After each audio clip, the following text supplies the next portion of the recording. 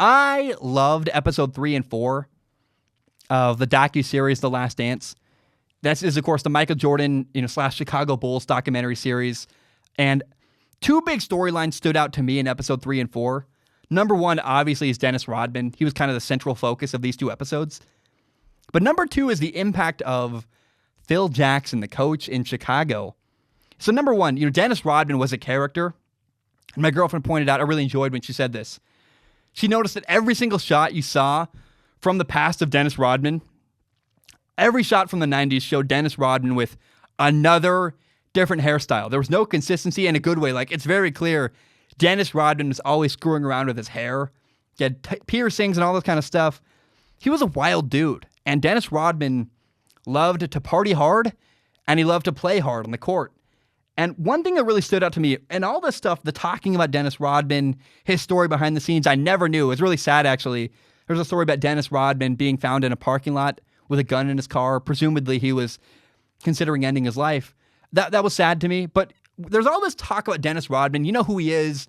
He's this legendary character as just an out-of-the-box, kind of out-there dude who's got a crazy party persona.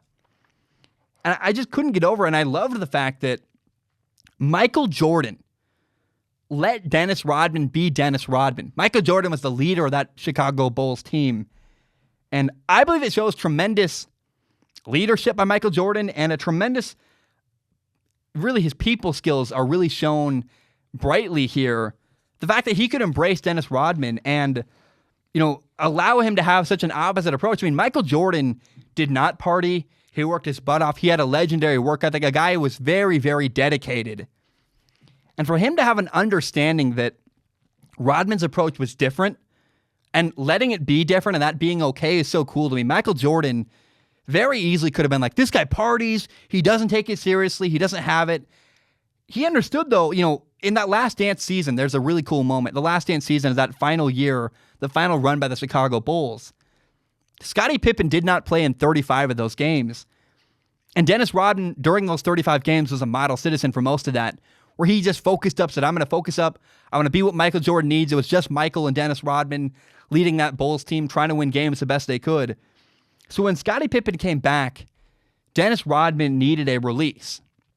And Phil Jackson, the coach, Michael Jordan, the Chicago Bulls, they let Dennis Rodman go to Vegas in the middle of the year. And that's absurd to me, to let a guy in the middle of the year go to Vegas for 48 hours in Vegas. It was ridiculous, but it was necessary because it helped Dennis Rodman find himself and, focus up and find his center. And for me, the fact that Michael Jordan was so tolerant of Dennis Rodman's ways shows tremendous, tremendous leadership and an understanding of the people around you. We've heard Tom Brady talk about, Tom Brady did an interview with Howard Stern, and Tom Brady talked about how you have to allow other guys to have their approach and, try to work with them and not be confrontive. And Michael Jordan understood that the way to get the best out of Dennis Rodman was by letting him do his thing and have his ways and have his own approach and let him be kind of the weird creative genius he was. And I think that's the common thread when I think about Tom Brady and Michael Jordan. And maybe the unappreciated thing about Michael Jordan is, in fact, that leadership. In fact, that willingness to let Dennis Rodman do things his way. I've never thought about that. We've always heard the story about Michael Jordan punching his teammate, and there was kind of a rift, and Michael Jordan's hard to work with. But the reality is Michael Jordan doesn't get enough credit for the way he treated Dennis Rodman, letting him be himself. I think it's so cool to me. Now, here's number two. People all the time say that, people say, who would Tom Brady, the quarterback, be without the coach, Bill Belichick? Would he have been the same quarterback without his coach? And I wonder, why does nobody ever say the same thing about Michael Jordan and his coach? Doug Collins was the coach in Chicago before Phil Jackson took over as the Bulls head coach. And Doug Collins' strategy was to build a team around Michael Jordan. Now, the problem was that the Detroit Pistons figured this out, and their strategy was they zeroed in on Michael Jordan. They had that thing called the Jordan rules where they took Jordan out of the game. And when you did that, the Bulls had no answer. They had no other plan to how to win a game. Now, Phil Jackson became the coach, and he changed things. He decided, let's have a more team-oriented strategy. We're going to have more ball movement. We're going to call it the triangle offense. That's what it was, that triangle offense, that more ball movement, more movement off the ball. And it was less reliant on Michael Jordan's isolated ability to score points. And it worked. It won a ton of championships. And it's so interesting, even in his interview, Michael Jordan said this. He said, without that change, Jordan would not have been the same dude. He wouldn't have been a guy who scored 30 points a game and probably never would have won a championship. Basically, when I heard that, I went, man, without Phil Jackson, Jordan would have been Russell Westbrook or James Harden, a guy who puts up a bunch of points and never really gets to the quote the guy said was, never wins the final game of the year. Phil Jackson played a massive, massive part in giving MJ the opportunity to play in a team-centric system. That's like a story no one seems to talk about with Michael Jordan. I want to give props to Jordan for embracing that idea and putting his team number one. But Phil Jackson, the head coach, is an underrated part of Michael Jordan's legacy that no one ever seems to talk about or really appreciate. It's so interesting to me. For the record, I hate the whole GOAT debate. Who's the greatest of all time? I don't care. It's not really a productive conversation because there's no metric. There's no way to evaluate. It's just all silliness. I think it's really something that ESPN and other sports networks invented to fill time and to create controversy when there was nothing else to talk about. The GOAT debate in a whole, I hate the GOAT debate. I think it's very, very silly. It's really not a productive conversation to have. And this is a new thing for me. In the last 2 years, as a broadcaster, I've evolved. I have videos talking about the GOAT debate, but I think in the end, it's not really worth talking about because what does it matter? There's no common ground. You can't really find one. And there's no rubric. There's no way to measure that.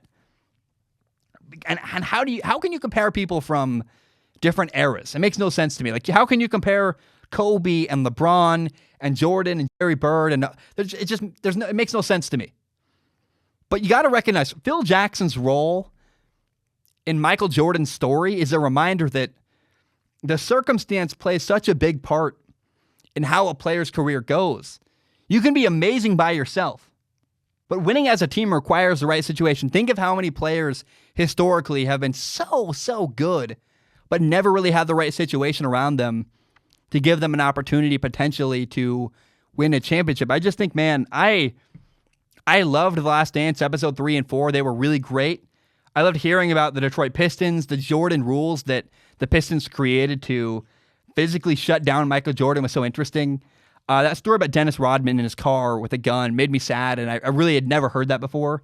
And I thought it was cool, man, hearing that Jerry Krause has been kind of the butt of the joke of this whole series, The Last Dance. People really widely have made fun of Jerry Krause. Why would you let Jerry Krause make decisions? But it was really interesting to me to hear about Jerry Krause and how hiring Phil Jackson, not only as the Bulls head coach, was Jerry Krause's idea, but even having Phil Jackson on the coaching roster for the Bulls was really masterminded by Jerry Krause, and he made that happen multiple times. He had him come interview with the old head coach, then 2 years later, he brought Phil Jackson back again and helped him win the interview with Doug Collins.